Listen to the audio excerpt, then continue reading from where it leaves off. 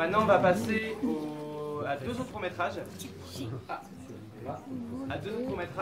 Donc, tout d'abord, celui qui a été choisi par un groupe d'enfants, qui s'appelle Poitiers Voiture 11. Et je vais laisser les enfants concernés venir présenter le film.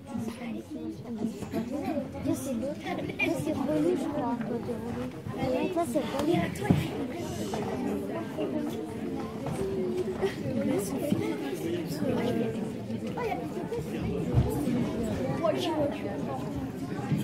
Il est tout seul.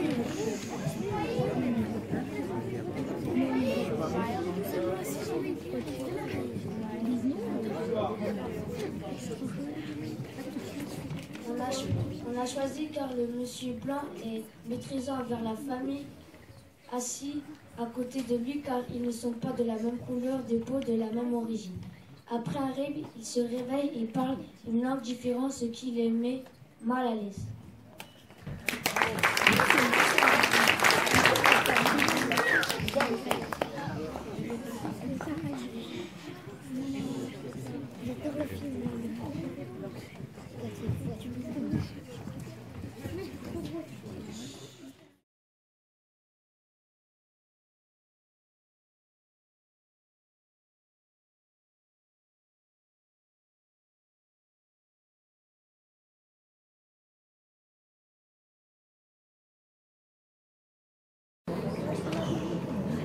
Maintenant, on a un deuxième court-métrage à vous passer directement. Le court-métrage qui s'appelle... Pardon, excusez-moi. Maintenant, on m'a dit qu'il fallait que je parle du coup, le court-métrage qu'on va passer, ça s'appelle Vigneron française. Il a été choisi par des adultes apprenants le français. Et je laisse la personne vous présenter pourquoi ils ont choisi ce court-métrage qui s'appelle Vigneron français. Le court-métrage a été choisi par des apprenants des ateliers d'alphabétisation, des cours de français de la Maison pour tous. Il aborde le thème de l'emploi, avec des stéréotypes et des préjugés dans le monde de l'emploi vis-à-vis des personnes d'origine étrangère. Voilà.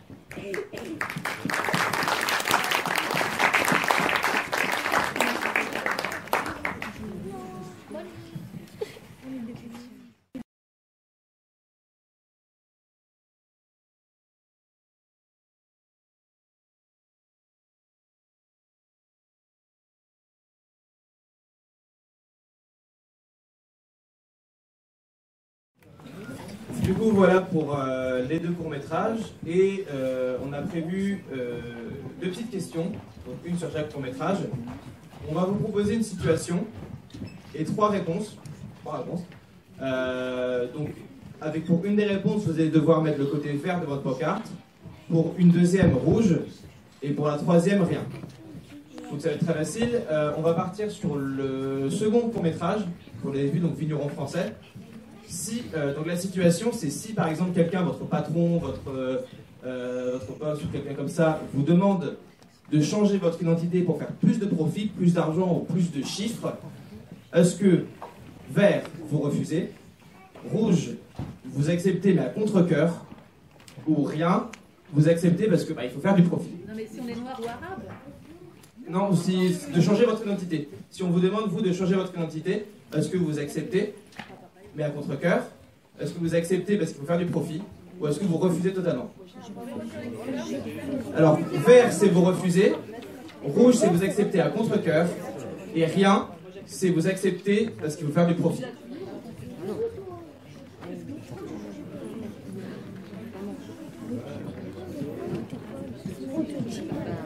Du coup, il y a beaucoup de verts.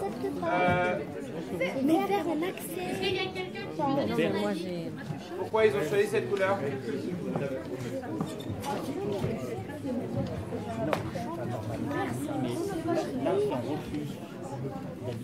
Je crois que nous devons tous et toutes être fiers de nos origines, de la couleur de notre peau. Et pourquoi donc changer de couleur comme Michael Jackson, comme je l'appelle, pour avoir du profit? Non, on est ce que nous sommes. Et je vais anticiper sur donc, le voyageur, le monsieur là, qui a dit que nous sommes tous une grande famille.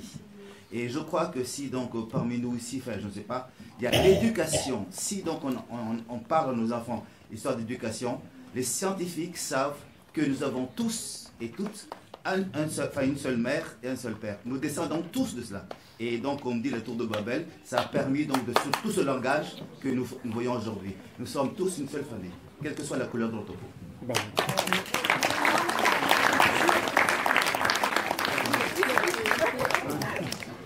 Est-ce qu'il y a une autre personne?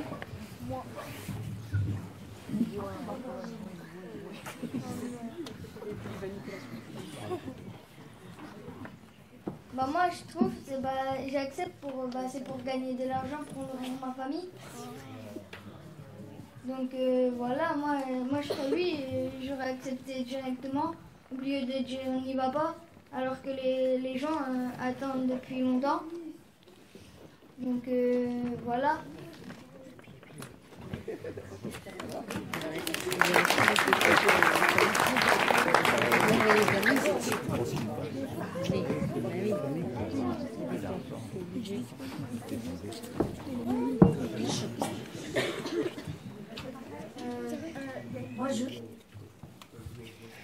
Moi j'aurais accepté parce que ils sont pas marché dans la rue, ils ont rien. Ils donnaient des sous, moi. Ils donnaient un lieu de vie et tout.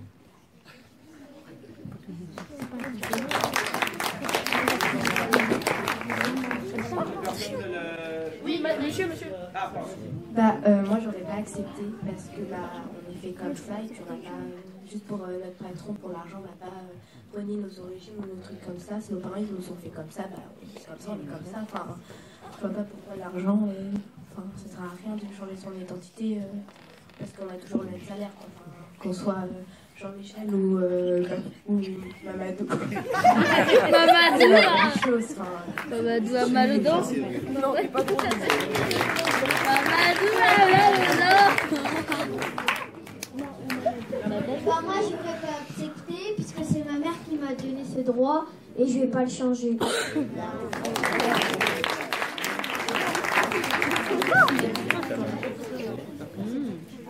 Est-ce que d'autres personnes veulent expliquer leur choix? Non. Du coup, on va passer à la deuxième question. Alors, pour la deuxième question, on va se focaliser sur le premier court-métrage qu'on a vu, Poitiers Voiture 11. Et là, je vais vous demander de vous mettre à la place du père de famille. Donc, du coup, à sa place, si vous avez cette personne comme ça qui arrive devant vous et qui demande absolument sa place, qu'est-ce que vous faites? Donc, vert, vous acceptez et vous allez en voiture 12. Vous voulez pas d'histoire. B, donc rouge, pardon, excusez-moi. Vert B, non, vert, vous acceptez, vous allez en voiture 12. Rouge, vous lui laissez la place comme a fait dans le film, donc vous restez dans la voiture 11, mais vous laissez une petite place. Ou rien, vous luttez, vous n'acceptez pas du tout, et vous ne le laissez pas du tout votre place, et vous luttez jusqu'à la fin. C'est quelle couleur la troisième? La troisième, c'est rien. On laisse, donc, je vous laisse réfléchir, je vous laisse voter.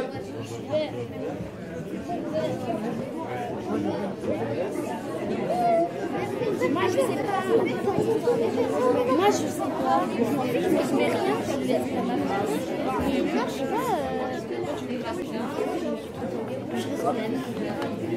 Alors je vais rappeler les couleurs pour certaines personnes. Donc vert, vous laissez la place et vous allez en voiture 12. Rouge, vous faites comme dans le film, donc vous restez à votre place, mais vous laissez la place pour le monsieur. Donc vous faites un petit compromis. Ou rien, vous n'acceptez pas du tout que la personne s'assoie et vous gardez vos places. Vous êtes assis là, c'est vos places. Mais c'est faux comme question, excusez-moi.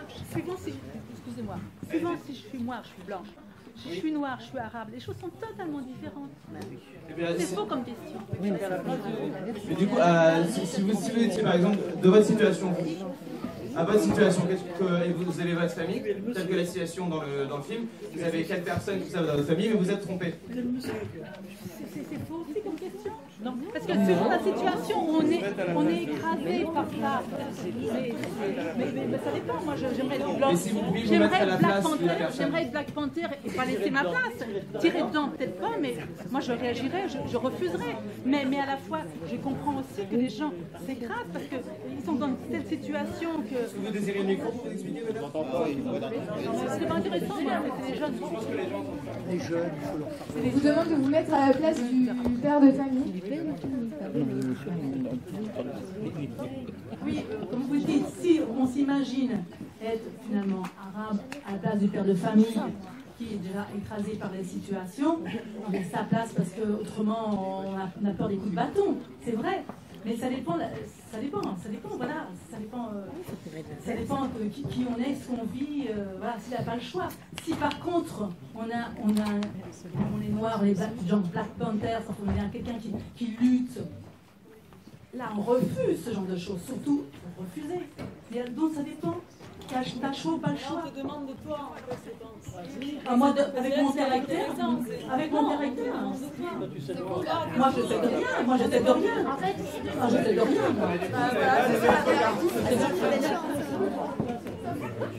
Donc du coup, si on pourrait se reconcentrer et repartir, donc du coup, si c'est votre place, vous n'avez pas à lever votre pancarte.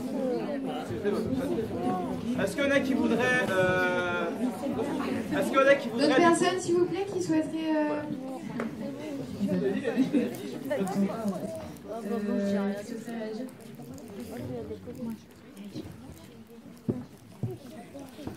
J'ai pas levé ma pancarte là parce que quand même quand on est dans cette situation, moi ça m'est déjà arrivé avec des enfants en train de nuit, voilà, on trouvait une place et c'était pas la bonne. Mais avant d'affirmer que c'était pas la bonne, qu'on s'était trompé, on a quand même vérifié tout le système de marquage du train et c'est la SNCF qui a fait une petite erreur de marquage des voitures. Donc voilà, on a résolu. Là, le père de famille, là, il a fait confiance aux soi-disant blancs qui venaient s'asseoir à sa place, mais il lui a pas demandé son billet pour vérifier qu'il était dans la bonne voiture. Déjà, voilà, j'en dirai pas plus, mais voilà, faire confiance absolument à tout le monde, ça peut provoquer des choses bizarres.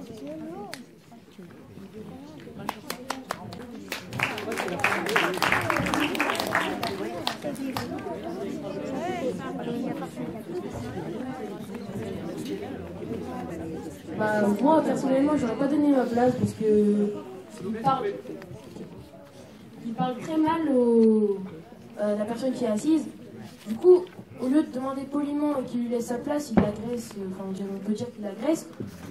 Donc, moi, je trouve ça pas normal qu'il lui parle comme ça alors qu'il a rien fait, il s'est juste trompé parce qu'il n'est pas français. Peut-être qu'il a des difficultés pour lire et tout ça. Mais après, moi, je trouve pas ça normal.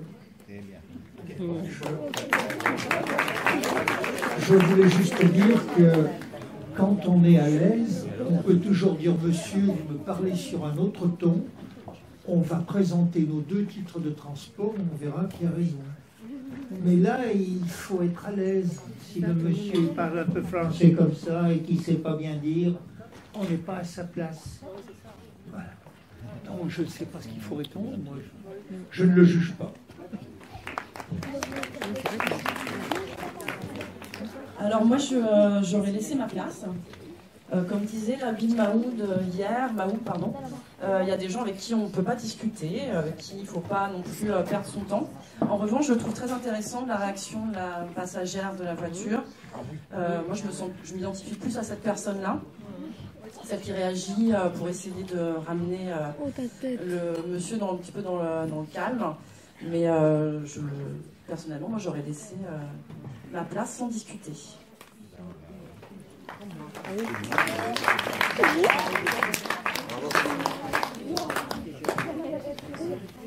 Moi, j'aurais laissé ma place parce que déjà avec la personne qui est là, on voit bien qu'on ne peut pas discuter.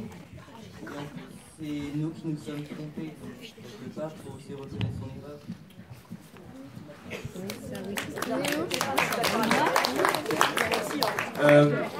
Je voulais juste rebondir sur ce qu'a dit la dame, justement, sur la personne qui propose sa place, propose une place juste à côté. Je pense qu'on aimerait bien avoir vos réactions sur ce personnage-là, qui un peu, ose dire quelque chose et ose demander à la personne, lui dire, il y a une place ici. Est-ce qu'il y en a des personnes qui voudraient réagir par rapport à ce personnage et par rapport à cette décision de parler? Très bien. Pardon, j'avais pris le micro juste avant et du coup je voulais juste réagir. Moi je trouve que la réaction de ce gars-là elle est exemplaire parce qu'il cède sa place mais il reste là et il se met, il est pas du tout violent mais le gars il est obligé de se rendre compte de sa bêtise. Je le trouve au plus haut point honorable ce gars-là parce qu'il a exactement ce qu'il faut faire, il s'énerve pas. Et il veut lui montrer que le rapport il peut être différent et le gars je pense qu'il se sent stupide et d'ailleurs il fait même un cauchemar tout de suite et je pense que c'est le meilleur moyen de lutter, c'est de rester là tranquille et de rigoler peut-être. Oui.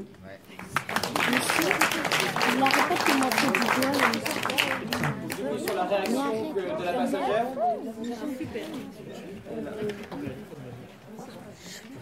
Moi en fait je pense que je me serais plus identifiée à la dame qui était assise et je pense que j'aurais fait pareil, j'aurais dit au monsieur venez, ne prenez pas la tête, enfin on est dans le train, on va à Poitiers, enfin je pense que c'est pas le moment, c'est pas l'endroit et il n'y a pas besoin de débattre, de perdre son temps et moi mes parents m'ont toujours dit essaie de trouver des solutions et il ne faut pas se prendre avec la tête même si il y a des gens qui me diront il faut défendre ce qu'on est, etc. Au bout d'un moment on ne peut pas se prendre la tête pour tout et si on s'arrêtait sur toutes ces personnes-là, on ne s'en sortirait jamais. Donc, je pense que la dame, quand elle a dit au monsieur venez vous asseoir là, c'est pour éviter le conflit et je pense qu'elle a bien fait. Je pense que j'aurais fait exactement pareil.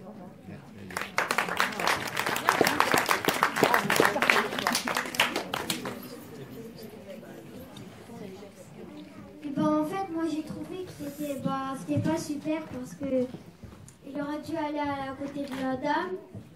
Et voilà.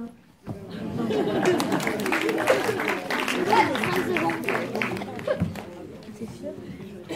Moi aussi, j'aurais réagi comme la passagère parce que je pense que... On essaie de s'écouter. Merci. J'aurais réagi comme la passagère parce que je trouve qu'elle a vu quand même qu'il y a une place libre et au lieu de causer des problèmes, mais je pense que le monsieur aurait été simple et accepté. Et puis, je pense que dans toutes ces situations, on peut régler des choses sans violence. Exact.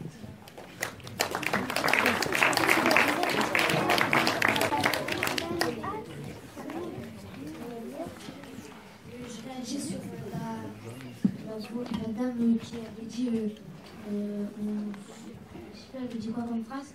Mais on peut dire, le monsieur pouvait dire de regarder une autre place que donner une place qui avait sa famille. On peut avoir une autre place dans un autre wagon, dans le même wagon,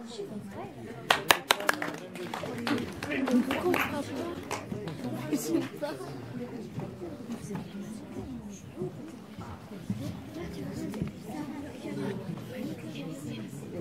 Alors moi je ne peux pas réagir sur la personne qui sur la personne qui intervient et je pense qu'il y a toujours moyen effectivement de s'engager aussi et de prendre position. Moi je peux raconter une petite anecdote personnelle. Je fais partie d'une génération, je suis parisienne. Je vivais à Paris dans les années 70. Il y avait beaucoup de contrôles dans le métro au faciès, c'est-à-dire qu'on demandait les cartes d'identité uniquement aux gens qui étaient justement noirs ou un petit peu colorés. Et j'ai très souvent sorti ma carte d'identité et exigé d'être contrôlée. Et la police ne comprenait pas, évidemment. On me disait, mais mademoiselle, on ne vous demande rien. Je dis, oui, on ne me demande rien, mais moi j'exige d'être contrôlée. Donc c'était une petite anecdote personnelle, mais je pense qu'il y a toujours moyen à son niveau, d'essayer d'intervenir. je pense que c'était aussi ce que fait cette personne dans le train, hein, en intervenant à sa façon, en disant bah, venez, il y a une place ici. Hein, je pense que ça ne doit pas, on ne doit pas rester indifférent devant ce qui se passe. C'est aussi à nous d'être vigilants quand on est témoin d'actes de racisme ou de discrimination.